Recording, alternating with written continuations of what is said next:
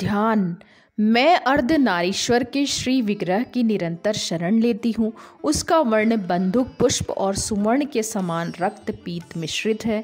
वह अपनी भुजाओं में सुंदर अक्षमाला, पाश, अंकुश और वरद मुद्रा धारण करता है। अर्धचंद्र का उसका आभूषण है तथा वह 3 नेत्रों से सुशोभित है। राजा ने कहा, भगवन, आपने रक्त बीज के वध से संबंध रखने वाला देवी चरित्र का यह अद्भुत महात्म्य मुझे बतलाया। अब रक्त बीज के मारे जाने पर अत्यंत क्रोध में भरे हुए शुंभ और निशुंभ ने जो कर्म किया उसे मैं सुनना चाहता हूँ।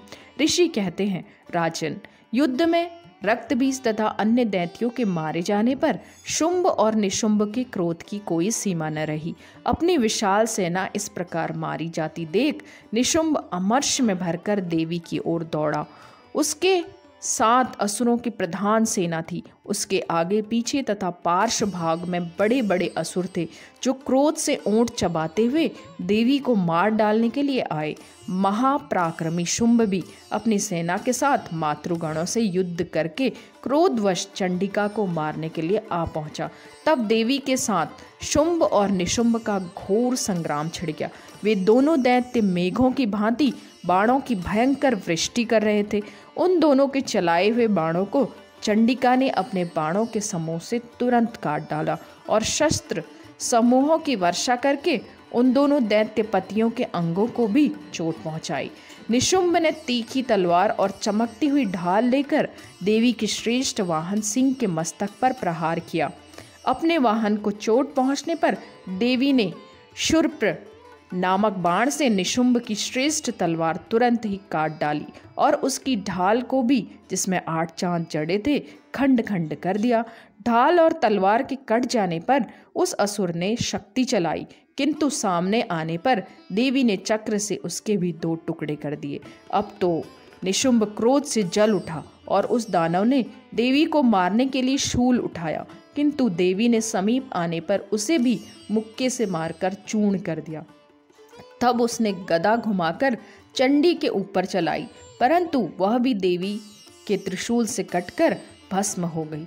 तदंतर दैत्यराज निशुंभ को फरसा हाथ में लेकर आते देख देवी ने बाण समूहों से घायल कर धरती पर सुला दिया। उस भयंकर पराक्रमी भाई निशुंभ के धराशायी हो जाने पर शुंभ को बड़ा क्रोध हुआ और अंबिका का वध करने के लिए वह आगे बढ़ा। रथ पर बैठे बैठे ही उत्तम आयुधों से सुशोभित अपनी बड़ी बड़ी 8 अनुपम भुजाओं से समूचे आकाश को ढककर वह अद्भुत शोभा पाने लगा। उसे आते देख देवी ने शंख बजाया और धनुष की प्रत्यंचा का भी अत्यंत दुस्सह शब्द किया।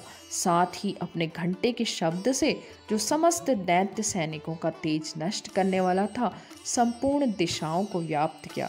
तदंतर सिंह ने भी अपनी दहाड़ से, जिसे सुनकर बड़े बड़े गजराजों का महान मद दूर हो जाता था, आकाश, पृथ्वी और 10 दिशाओं को गुंजा दिया। फिर काली ने आकाश में उछलकर अपने दोनों हाथों से पृथ्वी पर आघात किया। उससे ऐसा भयंकर शब्द हुआ जिससे पहले के सभी शब्द शांत हो गए। तत्पश्चात शिवदूती ने दैत्यों के लिए अमंगलजनक अट्टहास किया। इन शब्दों को सुनकर समस्त असुर थर्रा उठे, किंतु शुंभ को बड़ा क्रोध हुआ। उस समय देवी ने जब शुंभ को लक्ष्य करके कहा, ओ दुरात्मन, खड़ा रह, खड़ा रह, तभी आकाश में खड़े हुए देवता बोल उठे, जय हो, जय हो। शुंभ ने वहां आकर ज्वालाओं से युक्त अत्यंत भयानक शक्ति चलाई। अग्निमय पर्वत के समान आती हुई उस शक्ति को देवी ने बड़े भारी लूके से दूर हटा दिया। उस समय शुंभ के सिंहनाद से तीनों लोग गूंज उठे। राजन, उसकी प्रतिध्वनि से वज्रपात के समान भयानक शब्द हुआ, जिसने अन्य सब शब्दों को जीत लिया। शुंभ के चलाए हुए बाणों के देवी ने और देवी के चलाए हुए बाणों के शुंभ ने अपने भयंकर बाणों द्वारा सैकड़ों और हजारों टुकड़े कर दिए। तब क्रोध में भरी हुई चंडिका ने शुंभ को शूल से मारा। उसके आघात से मूर्छित हो वह पृथ्वी पर गिर पड़ा। इतने में ही निशुंभ को चेतना हुई और उसने धनुष हाथ में लेकर बाणों द्वारा देवी काली तथा सिंह को घायल कर डाला। फिर उस दैत्यराज ने 10,000 बाहें बनाकर चक्रों के प्रहार से चंडिका को आच्छादित कर दिया। तब दुर्गम पीड़ा का नाश करने वाली भगवती दुर्गा ने कुपित होकर अपने बाणों से उन चक्रों तथा बाणों को काट गिराया। यह देख निशुंभ दैत्य सेना के साथ चंडिका का वध करने के लिए हाथ में गदा ले बड़े वेग से दौड़ा। उसके आते ही चंडी ने तीखी धार वाली तलवार से उसकी गदा को शीघ्र ही काट डाला। तब उसने शूल हाथ में ले लिया। देवताओं को पीड़ा देने वाले निशुंभ को शूल हाथ में लिए आते देख चंडिका ने वेग से चलाए हुए अपने शूल से उसकी छाती छेद डाली। शूल से विदीर्ण हो जाने पर उसकी छाती से एक दूसरा महाबली एवं महापराक्रमी पुरुष खड़ी रह कहता हुआ निकला।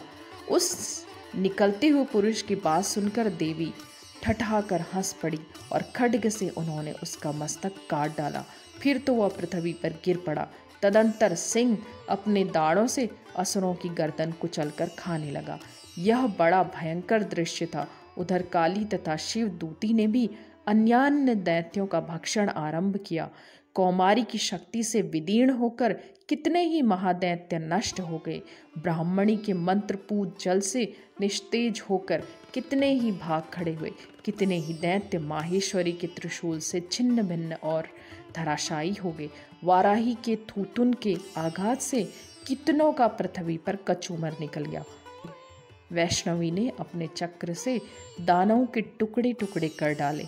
ऐन्द्री के हाथ से छूटे हुए वज्र से भी कितने ही प्राणों से हाथ धो बैठे।